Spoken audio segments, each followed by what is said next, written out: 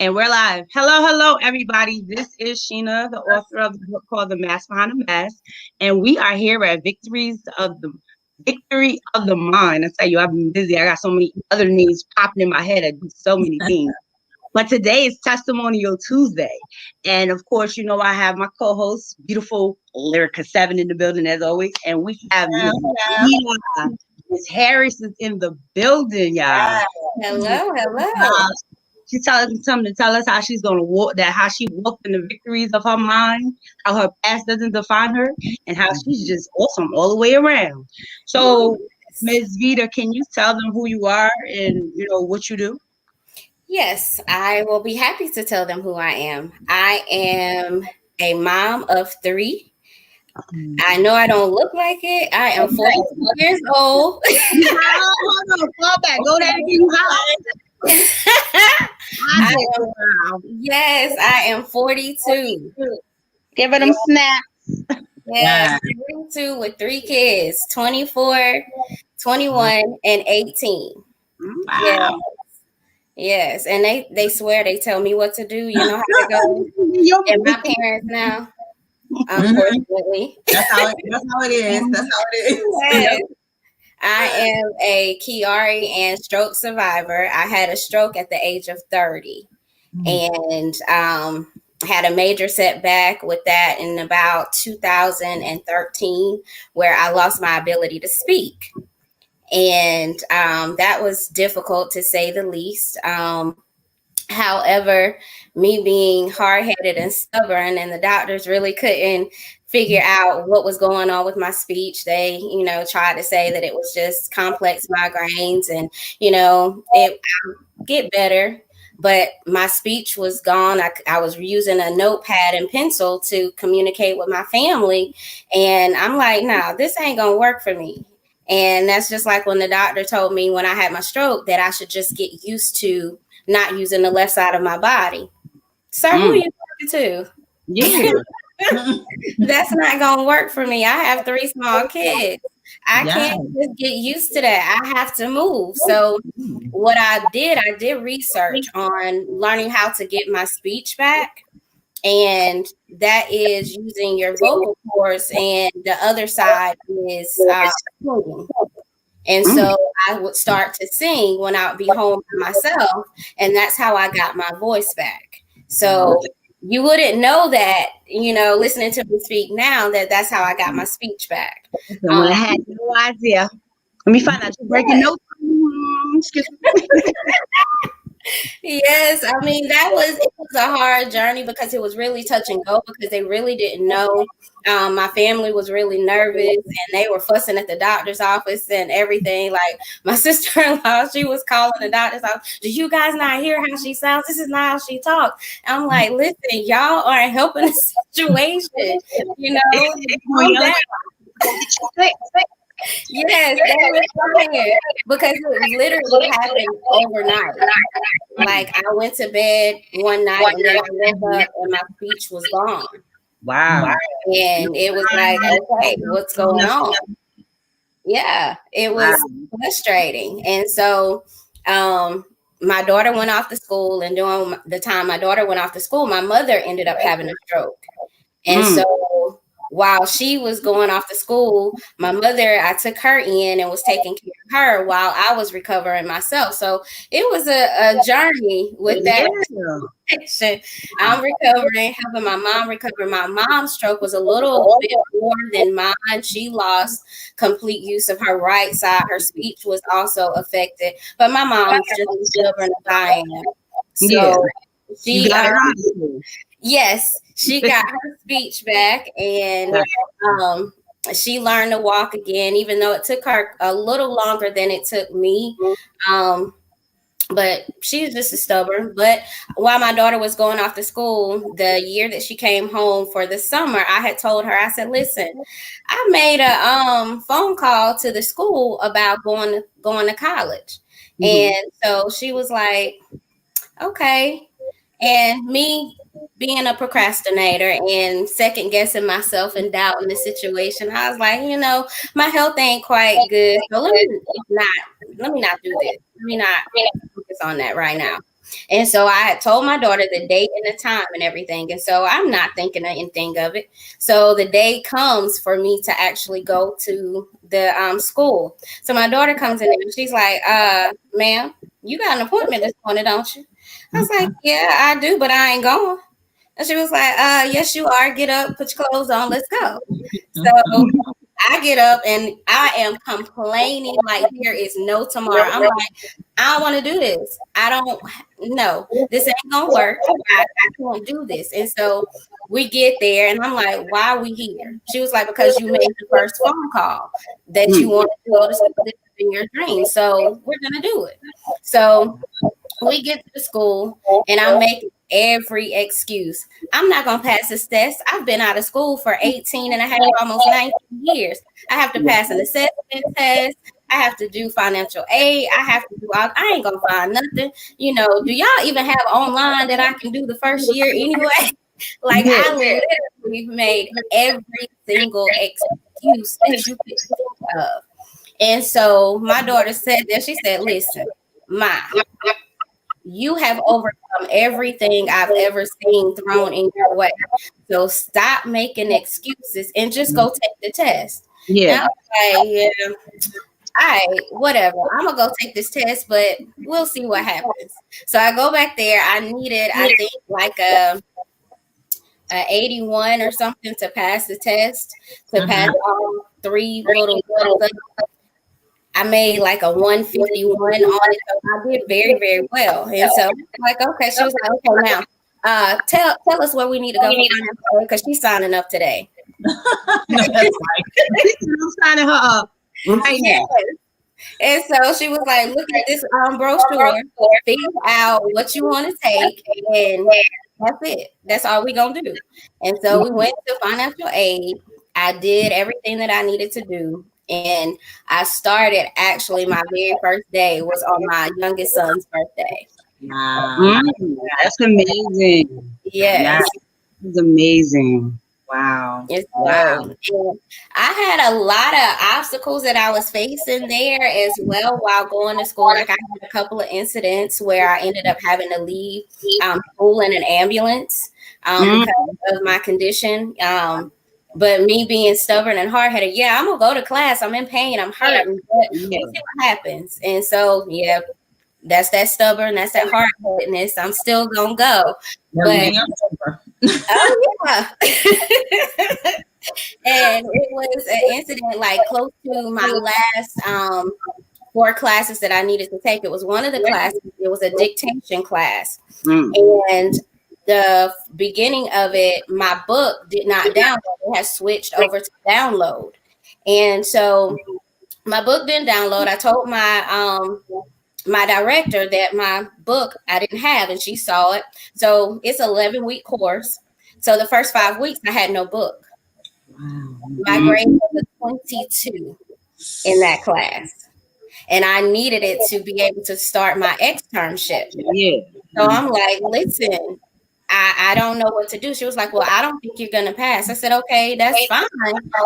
You feel like, I'm not going to pass. But obviously, you don't know the obstacles that I've had to overcome.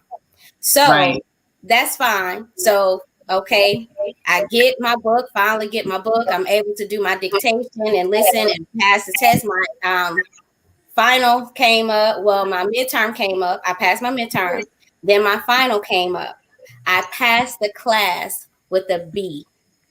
Awesome. I brought that grade up. And what was so sad about it with my director, she took all of my grades off.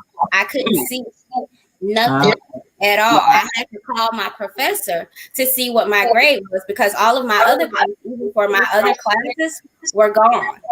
So I didn't know if I had passed. That's how shady my director was. Wow. He really did not want me to know that I had passed.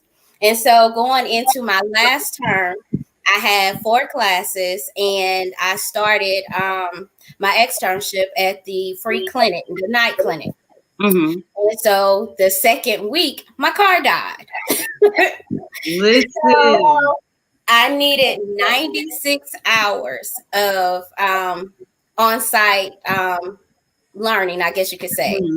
Well, with my car died. My car died the first week, so I'm like, okay, what am I going to do? So I was able to work my schedule out to where I could go in the mornings and I could go in the evenings. I ended up with 120 hours. Work that thing out, and I graduated 3 months early. Wow! Oh my goodness! Talk about some classmates and everything. I was like, why are you putting all this on you? And I was like, listen, God said I could do it. Like, he's gonna walk me through it. Everything I've been able to do, he leading me through it. So I don't question it. If he gives it to me, that's what I'm gonna do. So that's what happened. So I managed to do that and finish 3 months early. Wow. That is awesome. That is awesome. Yeah. Congratulations. Yeah, congratulations. Tammy said to tell you congratulations. Tammy. She said awesome. You had awesome. Michelle said amazing. So you know you got people shouting you out over here, telling you how amazing you are. Well, thank you. So like, go ahead. I said your journey has been real. Like it threw you some stones, but you made some victories through them though, and that's how it has to be. Like you have to, you know, how you say, stubborn. And like a lot of times we let those stepping blocks be the reason why we don't go on, or the reason why we don't continue our journey. So I get it. I definitely understand it. And your daughter made sure you got up and go. Yes. It's like that. You're welcome. High five to your family. Seriously. Yes. Listen, I am 4'8", so I am not tall at all. So it's like I gotta be able to do what I need to do in the midst of everything else because I get overlooked because I'm so small. I blend in with the children all the time. Right. You know. Look, my daughter is so bad for this, y'all. We'll be out somewhere and she's like, come here, hold my hand because you might get lost in all these people. And I'm like, look, don't do me like that. Don't do me like that. So it's like, okay, and I tell them all the time, I'm gonna grow up, you know. I don't know when that's gonna be, but you know, that's my story. You know? I'm trying to be like her when I grow up. Yeah, listen, I'm gonna be there. One of these days, I'm gonna be tall. It might be a dream, but I'm gonna get there. I definitely hear that. That is incredible. This journey of going through school, what was next? After I graduated, like I had prayed to God, like I was sitting home and I was antsy. I was like, I've been out of school 3 weeks. Like, what am I going to do? And my kids were like, rest. Yeah, right. And I was like, no, I don't want to rest. Yeah. Rest. So I went back to where I did my internship and I was volunteering up there. And I was like, look, y'all need some help tonight at the night clinic. Okay, well, I'll be there. And so I did that. And then I had applied for this job, but I completely forgot about this job. And they had called me. And I was like, okay, what's going on? This is like 5:00 in the evening. Most people that late for an interview. And so I was like, okay, I prayed to God and I asked, I said, listen, I want a job where I could work Monday through Friday and get off and have the weekends off and the holidays off. But I want to be able to work at least 9 to 5 every day.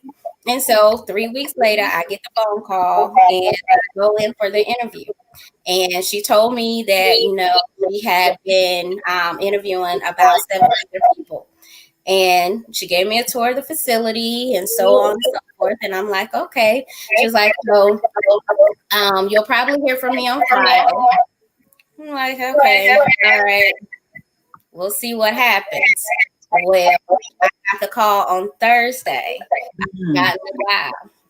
And so I worked at this facility over in Greenville as a medical receptionist. And I did that literally for about a year and a half. And I got very, very close to my patients over there, which I still talk to them now. I miss them because I can't see them because of COVID and everything. But I still call and they call me and we talk and everything. And so that's what I did for about a year and a half. And then I transferred from that job and started working another one here locally. And then my health decided it wanted to take another turn for, the worst, I guess you could say. And my kids are like, okay, that's your cue. You need to be at the house. And I'm like, I don't want to sit at the house. That's not who I am. I want to be outside the house. And it's like every time I try to do something, it's like God is like, look, girl, I don't told you. Go sit down somewhere. Yes. He like, look, girl, I don't told you. Outside is not where you're supposed to be at this moment. Right.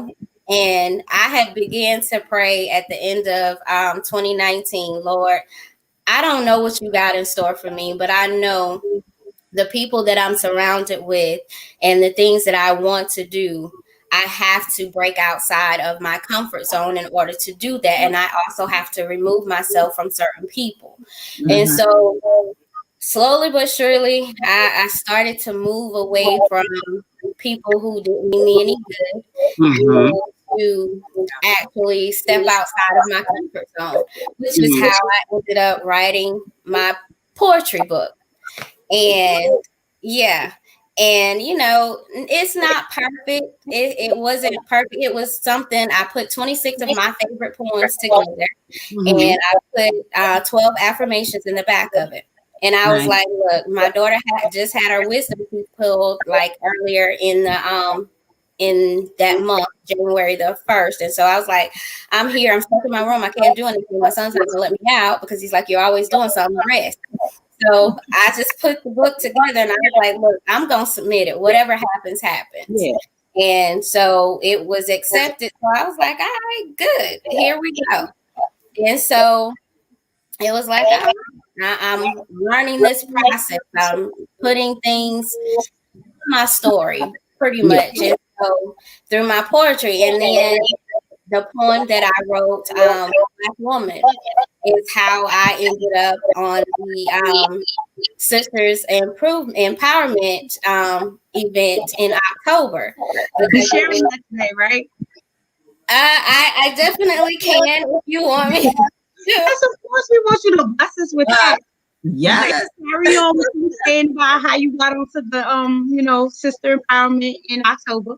Continue. Yeah. And listen, let me tell you about that. Like I literally, the story behind it, like when she asked me about that, Lord knows, I literally physically was like, nope. I don't speak in front of nobody. No, this ain't what I'm supposed to be doing. But tell me no when I asked you. Yes, and it's like, listen, I'm like, Jesus, what are you doing? This ain't what I do. I don't talk to people like this. He pushing you out that boat. That's what. Yes, listen. Like I said, I had started that prayer at the end of 2019. God, you gotta help me get out of my comfort zone. I was moving a little too slow for him. And so when she sent me that, I was like, okay, listen, I was saying no, but I had already responded. Of course, no problem. And then afterwards, I'm looking like, who wrote that? Wait, somebody hacked my phone. Yeah, like who did that? You did that. Like I'm like, Jesus, what you got going on here? And so I'm sitting there and I'm like, Lord have mercy. You are pushing me out of this comfort zone. This is not what I want to do at all. Like, I know I said that I wanted to get out of my comfort zone, but I ain't think you really was going to what you pray for because you just don't answer. Like, you just gonna come that quick, right? Yes, and you gotta be very specific with it. And that I wasn't specific on how I was gonna come out of this comfort zone. I thought, the book was gonna be it. The book was gonna be it. Yeah, I'm like, the poetry book is gonna be it. So, we gonna do it there. That's it. We ain't gonna do nothing else. So it's like, okay, well, yeah, okay, now I got to talk. And she say 20 minutes. Jesus, 20 minutes? What am I going to talk about for 20 minutes? We was on that same floor, so I understand. And I'm like, 20 minutes, I got to talk about myself for 20 minutes? This poem ain't but a couple of minutes here. Right. You know, so over and over. yeah. And so I was telling my kids, and they was like, you'll be fine. Don't worry about it. You talk all the time. You talk to the people on the corner. You don't even be knowing them, but you be out there talking to. I'm like, look, if they ask me a question, I'm gonna answer. So what you talking about? This is different. You know, this is totally different. He asking me and she asking me, Lord, I don't know how many people gonna be on this thing. What are you doing? So, needless to say, it happened. The day came. I survived. Yes, you did. You did well. Thank you. I survived, but I was like, Lord have mercy. My kids were like, you did fine. You did well. So I was like, oof. So then I started working on my next book.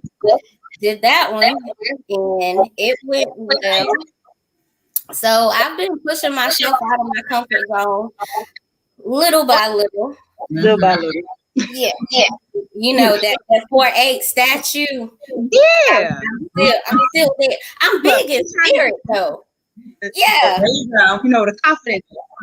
Yeah. See, I'm small in stature, but I'm big in spirit. There you go. So Yeah. I'm trying to match the spirit some days, but some days it's like, down back. But you gotta make sure what you ask for, you specific with it before you get in some stuff. You like, wait, hold on.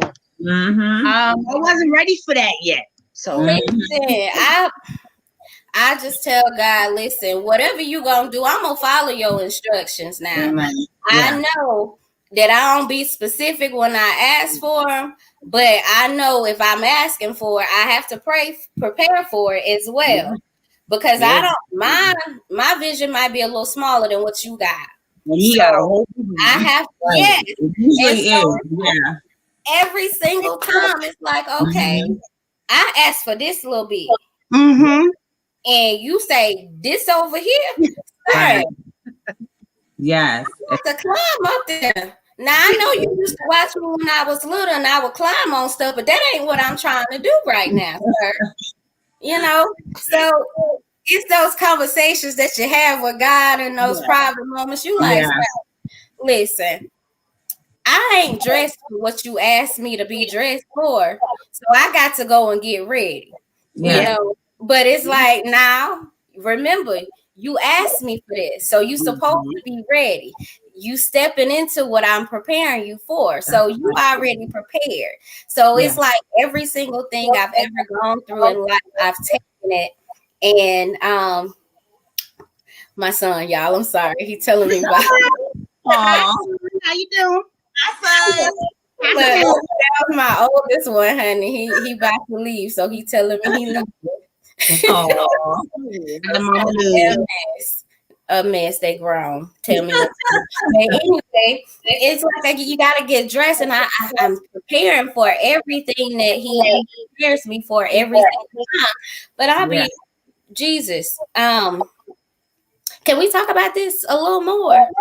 And he be like, I gave you the time and you was preparing for it. But everything that I've ever gone through in my life, I've pretty much taken the good with the bad and learned the lesson. And anything that I go through, I share with the next one, you know. And my kids, when they were younger, they used to get mad all the time because their friends would always come to the house. And they're like, why are my friends always here? And I'm like, because they can talk to me, you know, they can't always talk to their own parents. So they be like, but we don't want to share you.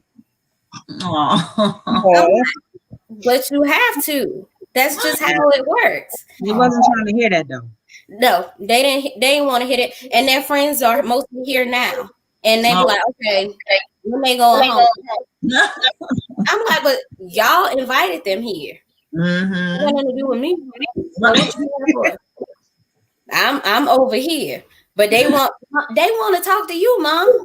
But they my friends. Okay, sorry, my bad. Right. I'm the cool mom, but not really the cool mom. You know. Yeah. So I don't know. That's But awesome. the third book I just did.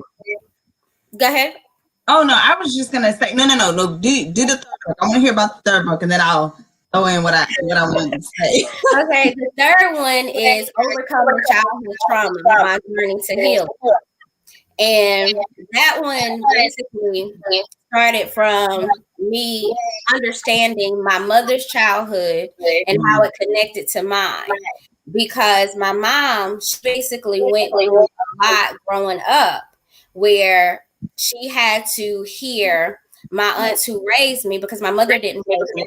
My parents were not an active part of my life like most parents are. And I don't fault her for that.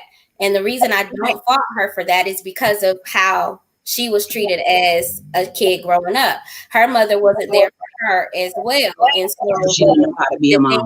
Yeah, so she didn't know how. And my aunts who raised my mom, they told my mother some things that you should never tell a child, you know, and that was your mother didn't want you. She tried to tell you when you were a baby.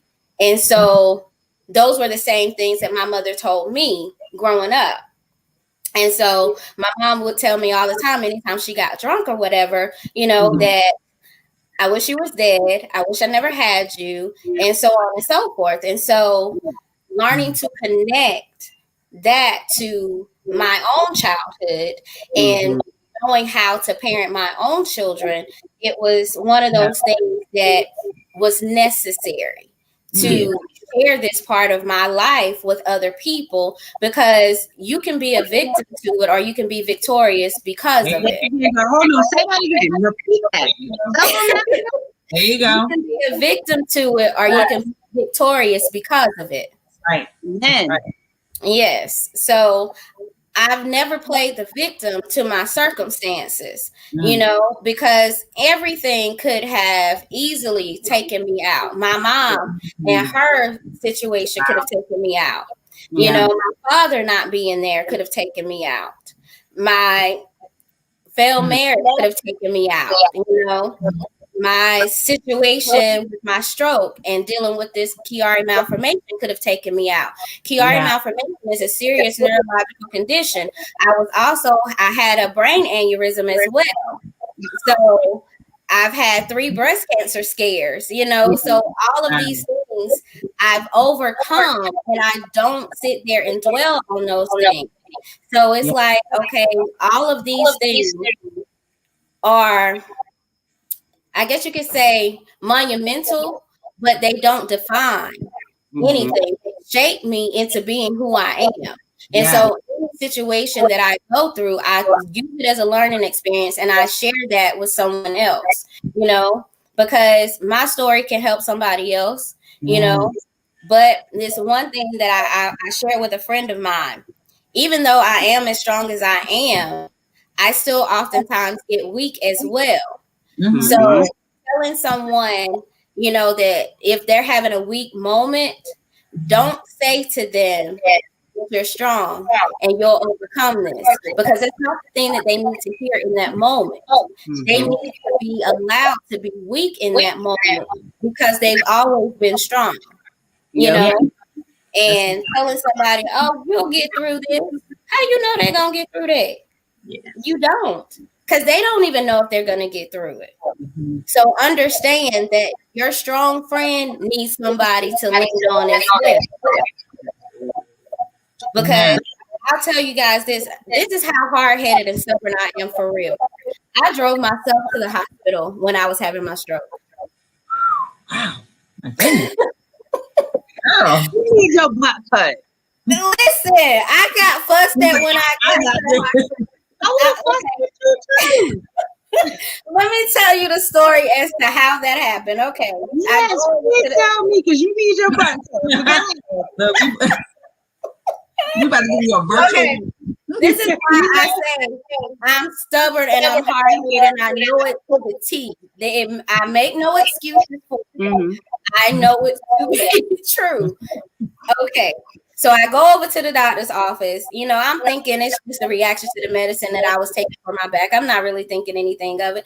The night before, my arm was down while I was at the store, my sister and my children, they were cooking out something. So I'm like, I'm tired. I just need to go home and rest. So the next morning I get up and I go to work and my arm is numb. I don't feel anything. So I call the doctor's office. They're like, come over. We'll see what's going on. So I go over.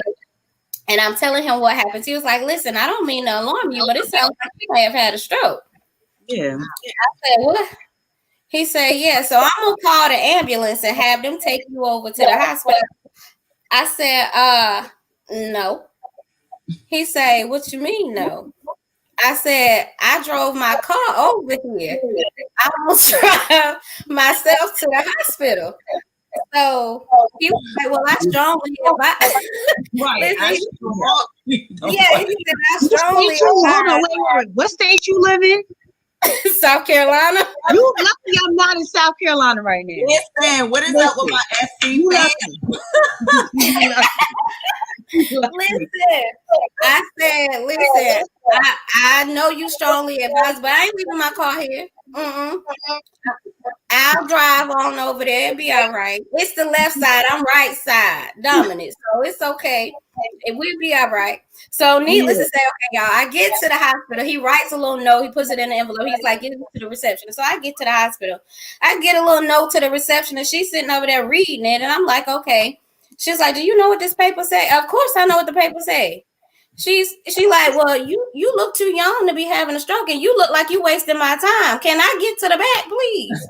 I already wasted enough time driving myself over here. Like I don't call my family and everybody. I'm like, listen, hey, I'm on the way to the hospital. They like, well, what's wrong? And I'm like, the doctor said he think I might have had a stroke. The doctor said, well, you in the ambulance? I'm driving. My aunt said, you know what? Why are you driving? I said, listen, don't do that right now. You can fuss later. But I'm on the way to the hospital. Let the rest of the family know I'm at the hospital. I'm going over there. So I get there. The doctor comes in, and one of my nurses was my neighbor in the old apartment complex I used to live in. And she's like, Triveda, did I hear right that you drove over here? I said, yes, I did. You know, I'm sorry. So then the doctor comes in and she's like, they telling me that you drove over here. Like nobody can get over there. Nobody can believe it. And I'm like, by this time, y'all, I can't feel my arm. I can't feel my leg. I can't feel anything on this whole entire left side. And I'm like, they like, but I said, listen, okay. I understand what y'all telling me. I know I shouldn't have did it, but I'm here now. Just tell me what's going on. Am I having a stroke or not? So they go through all these other tests and everything. So the doctor comes back and she's like, Miss Brown, because I was still married at the time. She said, Miss Brown, yeah, you're not going home. You going upstairs. You having a stroke. Wow. I say, you say what now? She said, yeah, you having a stroke. We making room for you upstairs. You So my dad is standing beside me and he's like, well, don't cry. I'm like, don't cry. Sir, I can't get out this bed. Where else I'm gonna cry at? So I was like, you gonna go in the hallway and you gonna cry. But I can't. They got fall bracelets, fall wrists on my arm. I can't get out this bed. Where else am I gonna cry? I said, you know what? Don't even worry about it. Get my phone so I can call my family, my children. I ain't coming home. So I called my sister to tell her, hey, listen, I ain't gonna be coming home tonight because I'm at the hospital. And they said I had a stroke. So my sister is all upset and she just ranting and raving and crying and I'm like, listen, you can't cry right now. You got to be strong for the kids or whatever. So my dad is crying. My brother comes to see me. His first thing he says to me, okay, listen, I need you to get out this bed. Sir. Well, you know I got fall risk on my own. I can't go nowhere. I can't. Like, well, I ain't used to seeing you like this. And you think I am? Right. I'm not used to this either. Hey, baby. So, yeah, see, I told you, my other children. That's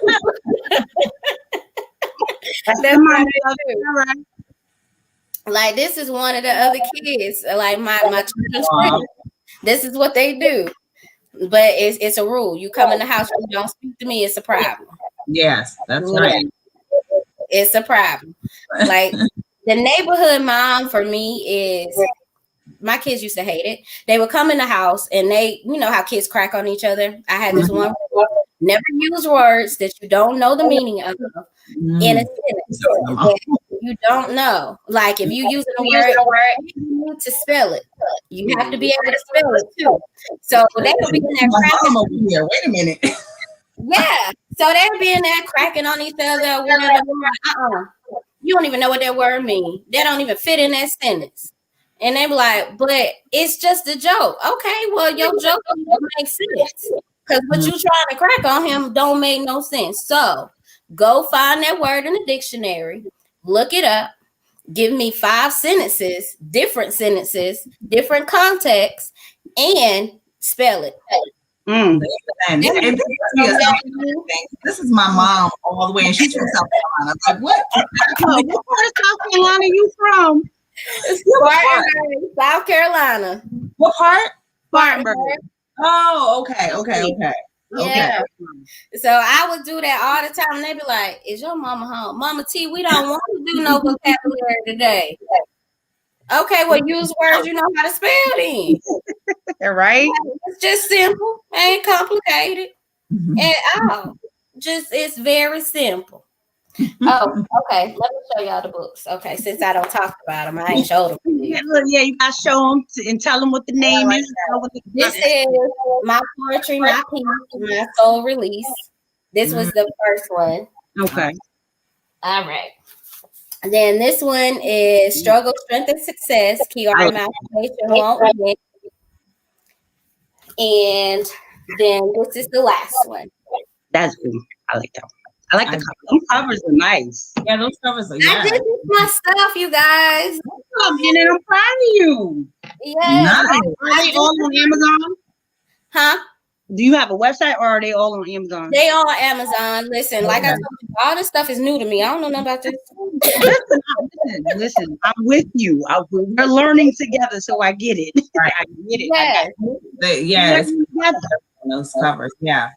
Yeah, now I did those myself using the Amazon website, you know.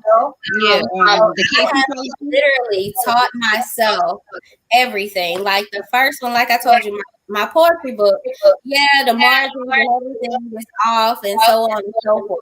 And I've had people tell me the whole time, well, I wouldn't put my name on that. Well, this is the assignment either. Right. You go. Listen. Right. So this was a great assignment. Yes. And I look at it like this. The second book, it was a little bit more about my life, my story, my journey. It's better than the first one. And my third one is actually better than the last one as far as putting it together. And the reason I don't want anything to be perfect is because I'm not perfect. I'm imperfectly perfect and I'm uniquely made. So, with that being said, this is my own way of measuring my growth because of this condition. Is a challenge in itself. So, being able to deal with this because it affects my mood, it affects my speech, it affects my vision, it affects life every day on a totally different scale. And able to measure my growth personally, I don't care what nobody say about it. It's not for perfect. The content anyway. Like, you know, I'm not, if I'm going through something, I'm not looking at the margins. Like, okay, wait a minute, let me get my little measurements. I need a word. I need poem, I need something that's going to me. Like, that's how it looks. Like the message behind it is what is key and what's important. You know what I mean? Yes. Yeah. Absolutely. Oh yes. So before we go on with everything else, can we hear that first poem that got you on I think October? You blessed us, right? Okay. Listen, I'm gonna read it to y'all because listen, I get nervous. Listen, don't feel bad. I'll be reading too. You fine. The same thing. All right. So it says it's called Black Woman. All right. Now this was written pretty much almost 7 years ago while I was actually in the bed. All I had was my pen and pad. My speech was going. So this is when I wrote this poem. So, all right, that's the backstory behind it. And it says, Black woman, she is a woman, beautiful. Huh? Oh, I hear the feedback. I'm sorry, y'all. Okay, Black woman, she is a woman, beautiful and strong, a woman who has seen and endured so much harm and pain, a strong Black woman who chooses to laugh instead of cry, a woman who will make a way when it seems like there is no way. As a woman, she is supposed to be soft and sweet. As a Black woman, she is not viewed as such. She is labeled as loud, rude, lazy, and uneducated. Yet her courage and strength to continue and grow never stops. As a Black woman's strength, she doesn't just come from her current situation, her struggles, or her circumstances. It comes from her history of her mother, grandmother, and great-grandmother. Those women endured and survived and equipped her for the life that she leads today. A strong Black woman doesn't like to be called a bad bitch because she knows her value and her worth. A woman wants the title that uplifts, encourages, and uplifts her and empowers her. She carries herself in a way that represents the type of woman she is, but that title still doesn't limit her or who she is, and that's a strong Black woman. Snaps. Wow. You need them snaps. Yes. Wow, sis. I better see a whole lot of snaps, and I should see a whole lot of hearts inside the video when I go out and see it later. She needs all that. Because mind you, she was in the bed, she couldn't talk, and all she had was. And that's when I wrote that one. I have one that I wrote like when I was dealing with some other stuff. I was back in the hospital. This was in 2019, actually, June. Is that in the book? Is that in the other book? It's actually in this one. It's called Darkness. You want to hear Darkness too? Listen, we have all of them. Okay, this one was written while I was actually in the hallway of the hospital waiting to go and have an MRI done. You know, so all I had was my phone with me, and so I was like, "Listen, okay, I have to kill some time. My nerves are bad. I got to get in this MRI machine for about 2 hours. So let's see, what can I do?" So this one is called Darkness. It says, in moments of darkness, all you want to do is see the light, but you're surrounded by darkness and there is no light in sight. So you open your eyes to view the sunrise coming over the horizon. As it slowly rises in the sky, you begin to see a little light inside. The darkness you feel, the warmth of the sunlight on your face lets you know that things will soon be okay. This darkness is only temporary, so don't worry yourself about what's around you. Just don't let the darkness enclose you. Don't get trapped in the feeling of dread, fear, and hopelessness. That is the darkness you feel. Instead, allow the sunlight to help you live and grow into what is yours and yours alone. There is beauty in your darkness. Though if you bear your soul, release the fear and the hopelessness of what you feel in this moment. Your tomorrow is waiting on you today. Step away from the darkness and follow the sunlight all the way through until sunset. Then start again with the sunrise. You are the biggest blessing and inspiration to you. Your strength goes beyond what you can see or even measure. So have a moment inside of your darkness, but don't stay there too long. That's not where you reside. I hope y'all getting all these jewels that she's dropping right now. Yes. Listen to the message that is coming from the words. I hope y'all getting it because I got it. And it's hitting hard over here. And I'm like, amen, preacher sister. Girl, we need a whole sermon right there. That's right. That's I put one in this one, and it was basically I did one because when you're going through your traumatic experience as a kid or whatever, you don't always think that you need to forgive yourself. Yeah. So I wrote one that it's called I Forgive. So it's in that book. Listen, powerful. I forgive the title in itself, right there. Yes. I forgive, not that somebody else forgives you. Yeah. I mean yourself, meaning that you need to apologize to yourself, not for everybody else's sake, for your own sake. So I hope y'all getting all these jewels that is dropping about, internalizing who you are and be loving what it is and understanding what you're going through is not your final decision. That's right. I hope y'all getting it. I pray to God that y'all listen to this testimony and y'all take all this through. Yeah. Listen, it's some people that what she has going on, they'll be done give up. They would have said, I can't do this. Yes. Same for me. But she continued to be strong. She continued to be steady. And here she is on Victory of the Mind telling us about her awesome journey. Yes. Yes. Girl, I tell you. See, since I met you, I know I needed you on my show because listen. I understand it. So yeah, it's like I've stepped outside of my comfort zone. My youngest son is actually my accountability partner. The group that I have on Facebook, Wings of Transformation, is the group that I started. And with that group, I do the Talk About It Tuesday. And you should ask people in the group the question you asked today. Because I remember okay. The question that was asked in the Talk About It Tuesday today was basically, are you living up to your full potential?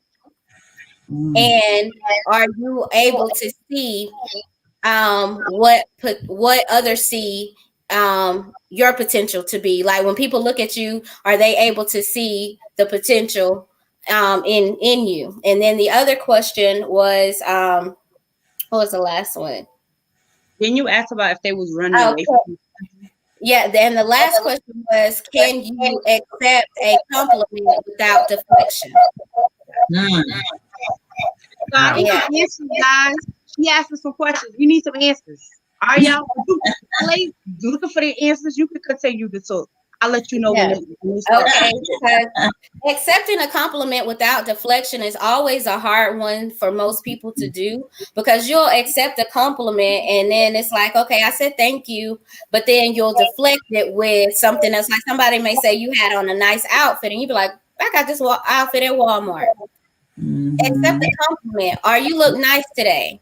Or you did a good job on that project.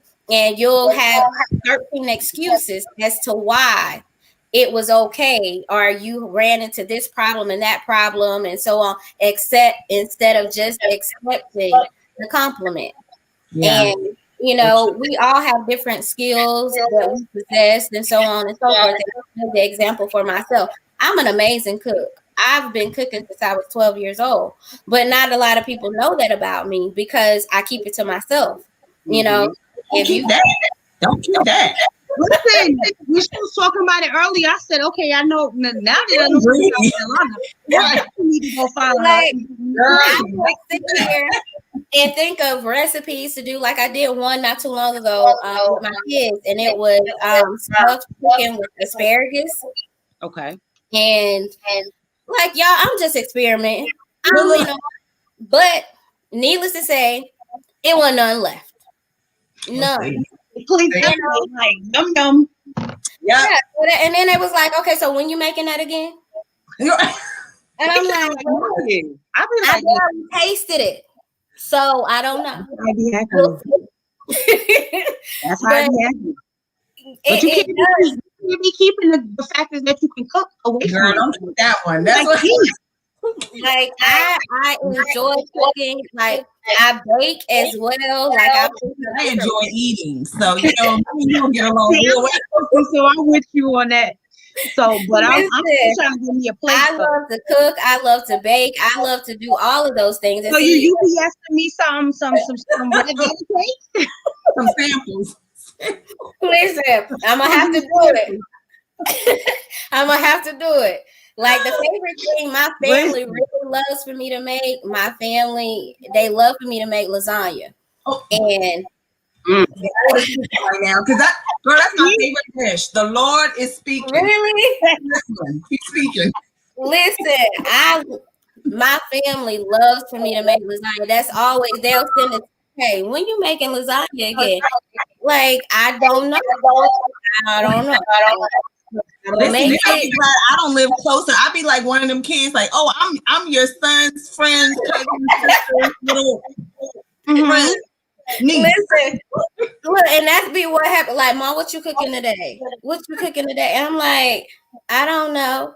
Like my youngest son just asked me, Mom, you making that chicken tomorrow? Like, I'm gonna do some baked Caribbean jerk chicken tomorrow. See, she teasing us, Lyrical. Hey, listen, I mean that's what I'm gonna do tomorrow. With some yellow rice and probably some broccoli or something like that. But that's gonna be dinner tomorrow. But the other skills, anyway, we don't got certain food. We gonna put our food right now because I'll talk to y'all about food forever. Anyway, the other skills that I possess is doing hair. I've been doing hair literally since I was 16 years old. Now, I change my hair all the time. I'm completely natural, been natural since like for the last 8.5 years.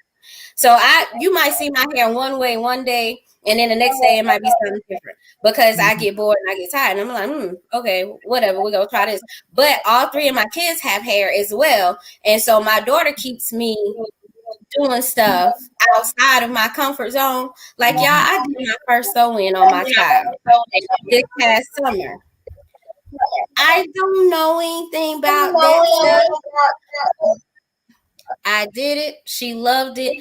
And I was like, okay, look, here, child. I possess a small skill set. But you small skill? Yeah. That's what I say. Because, you know, I'm 4'8", so I got to stick with that. So I'm just saying, you know, it is what it is. But I'm not small about doing hair.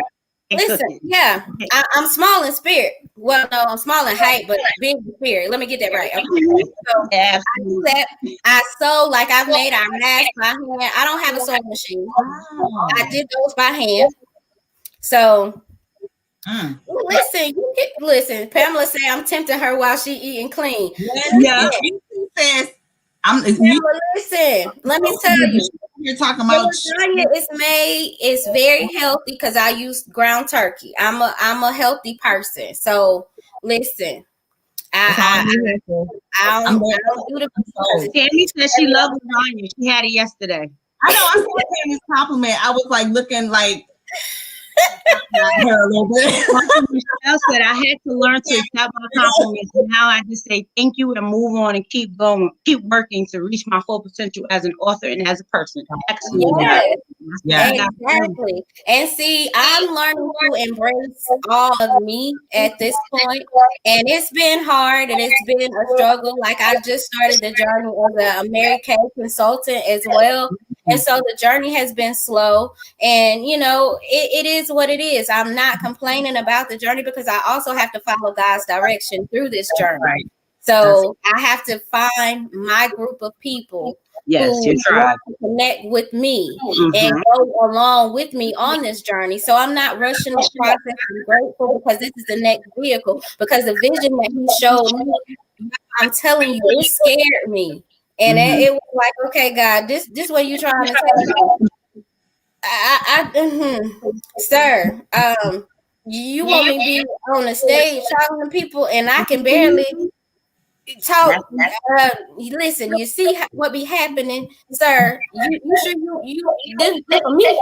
I mean, that's what we be going, and I'm like, okay, Jesus. All right, so this is my vehicle to get me to that next level, but I have to also work it in accordance to what he's designed for me. I can't rush the process because when you rush, stuff falls apart.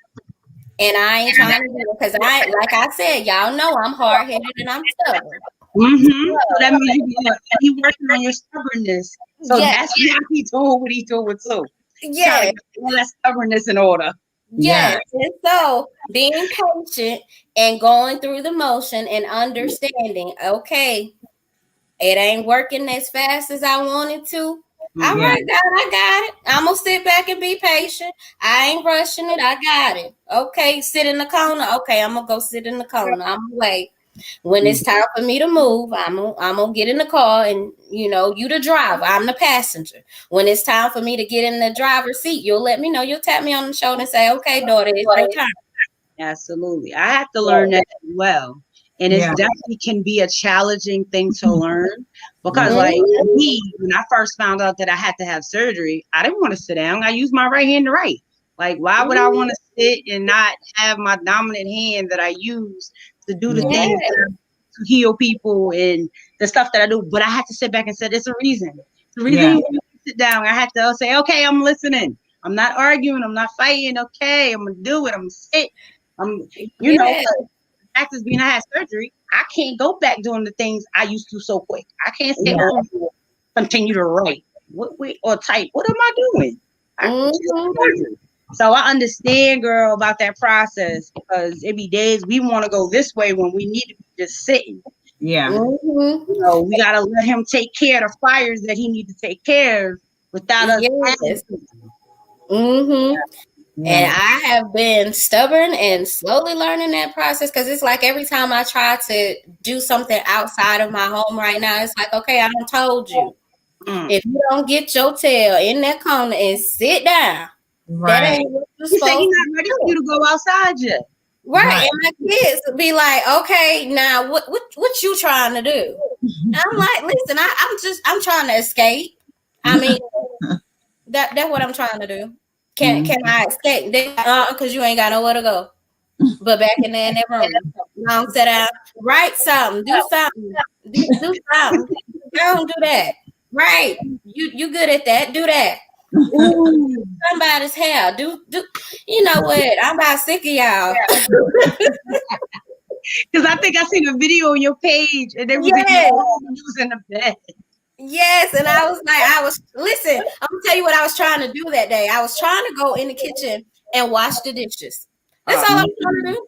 I was trying to go wash the dishes. Real simple. Sounded simple. My son said, you don't feel good. Because Monday, I'm gonna tell you what happened. I was having a bad Kiari week. Monday, I got dizzy just getting up and walking to the kitchen.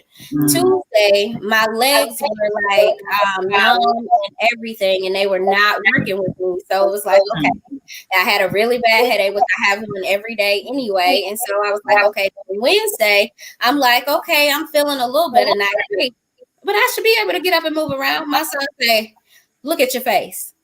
You don't feel good. I see in your eyes. Go on, lay down. I said, I just want to wash the dishes. He said, I got this. Go lay down. I said, you know what? I'm going to escape. He said, no, you're not. You're not escaping. So I made that video because I was like, I'm going to escape. I'm getting out of here. Listen, they was in her room. They was not letting her go. Yeah, he was not letting me out. He was trying to figure out how to barricade me in my room. So I didn't even get to escape out of here until my daughter got home. And she was like, well, where you trying to go? I said, can I at least go to the living room, sit on the couch or something? Like, I'm tired of my bed. Like, can I just go there? And she was like, okay. She could go to the living room, but you ain't gonna be in there long. Like, really? They got to listen. They only got one mama. They got to take care of their mama. There's only one of you. That's it. Listen, and that's what it is. And they like, listen, you ain't doing that. And so I've had a couple incidents in the past couple of weeks where I've had 3 episodes in the last month and a half where I've had my choking episodes where, you know, it's frustrating when you deal with that with Kiara malformation. It's like your brain and your body, those involuntary things that you do naturally, you don't have control over. Yeah, Kiara is like, it's the main mechanism that controls your body. Yeah, when they ain't on speaking terms, you got a whole problem. Yeah. So I'd be like, Kiari and Body, listen, I understand y'all in disagreement right now, but can y'all at least have a conversation with each other so that I can be okay for a few days? Because y'all not speaking to each other is not working for me. Because I need y'all to communicate with one another so that I can actually function a little bit. You know, because I get up like tomorrow and I may not even be able to use my voice. Not that it's gone or anything, but it's very hoarse. Because and it may sound like I'm sick or whatever, but I'm not. It's just that's what PR decides it wants to do. The ringing in the ears, the vision problems, the balance issues, you know. Wow. Now, everybody that's watching, can you just tell them what that is? Because some people might have not been here at the beginning. Yes. Tell them what that is. Yes, Chiari malformation is a serious neurological condition. It's basically where the base of the brain presses down on the spinal cord, and it causes memory issues, balance problems, speech problems, ringing in the ears. What else? Pretty much anything that you can think of as far as mechanisms that control your entire body. You can have burning and tingling sensations. It messes with your appetite. It messes with your bowel functions. It messes with your entire body. And the analogy that I give is this. You got a brand new car and your transmission blows in it. So you think, okay, well, I'll replace the transmission. Okay, you can replace the transmission, but the damage is already done. So that car doesn't quite run the same anymore. So now you have to figure out how to function with what has been damaged. That you put a brand new transmission in your car, but it don't drive like it did when it was brand new. So now I have a body that I can't do the things that I once did before. Now I think that I can, but I can't. Now my left leg and my left side, like it's mostly numb most of the time. I can't feel it. But to watch me walk, you never know. It's like you would never know when I lost my speech. I mean, I'm stubborn. I'm hard, but you ain't gonna tell me. You are truly a phenomenal woman. That's for sure. You're amazing. You're strong. You know. Listen, I listen. You know, I understand all of those things. Yes. Look like our storm. But I'm graciously happy that you was here to share that all those lovely experience of your stubbornness with us. Share, you know, your amazing books that you wrote and amazing things that you're doing, and I continue to send blessings and prayers all over you and all around you and forever and ever. Now, tell them how to reach you, like if they were trying to get in contact with you, and then also tell them again where they can find the books at. And I'm sure I'll have her back again because I'm sure her journey ain't over, and this is just that's right. No, I gave y'all a little bit. Look, since she's only you said 4'8", so since she's I'm only 4'8". I gave y'all a little bit of her journey, and I can have part 2. But now we're gonna let her tell y'all, you know, how you can contact her and get in touch with her, how you can follow her, and then she's gonna tell you where her books are, and you know how much we are delighted to have you on here. Well, I'm grateful for the opportunity to be here, and you know, I talk a lot, so you know, I'm grateful. You know, I felt like I was gonna, you know, pass out before this. Like you look nervous, your face is red. But listen, my email is trevedaharris@yahoo.com. You can find me there. It's just like it's spelled on the screen. It's not complicated at all. So, you know, it looks hard to say, but it's not. You can find me on Facebook at the same thing. I don't use nothing else. It's just me. I don't know how to pretend to be nobody else. You know, I can't do that. My Mary Kay is, you know, Mary Kay /Triveda. That's my website on there. But if you want to contact me and talk about products and place your order with me personally, you can always hit me up to do that. My Facebook group on Facebook is called Wings of Transformation. I talk about things in there. I posted a lot of videos. I posted more information about what Kiari my information is. I posted pictures about my journey with Kiari in there. I shared my story about everything that I've done with Kiari. There's motivational little videos in there as well. We all are connected in some type of way, in some capacity. And when you remove certain things, God places you with the connection of who you're supposed to be and where you're supposed to be. So when you're praying for it, remember you got to prepare for it as well. Amen. So, and don't be a victim to your circumstances. You be victorious because of it. That's right. Amen. Amen. Listen, you have blessed our soul today as always. And thank you. And I thank you for allowing me to allow everyone else to hear your testimony today. Exactly. And thank you. This have been victorious. Look, we've been victorious. Yes. Today's word. See, it's all right. It's the word. See, it's my stuff want to be acting up when I'm trying to actually pronounce things. Right. Exactly. Right.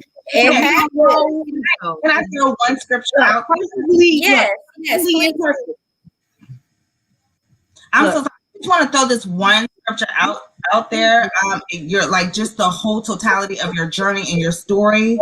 In Psalms 118:17, it says, "I will not die, but live, will proclaim what the Lord has done." And that really sums up your whole testimony, right? Yes. Because God has allowed you to continue to live, to continue to proclaim and share your testimony and share your story, to give him glory and to reach so many people. And that's exactly what you're doing. And we just thank God for your life. We thank God for you. Thank you. We do. Thank you. So we're going to thank all you guys for tuning in today with our favorite lady, Miss Harris. Yes. Thank you, lady. Miss Lyrica 7. And we will not be back next Tuesday, but we will be back the following Tuesday after that, because you got to give people a little break after giving all this love and journey and testimony. Yeah. Listen, people been through some things and it can be kind of heavy, so I got to let y'all breathe in it and come back with some more stuff. But as always, we truly appreciate y'all for tuning in with us. We will see y'all in 2 weeks. Back in March. Whatever, March 3rd, I think that is. So y'all have a good night. Love y'all. Thank you, Miss Harris. Thank you so much. Thank you. Thank you.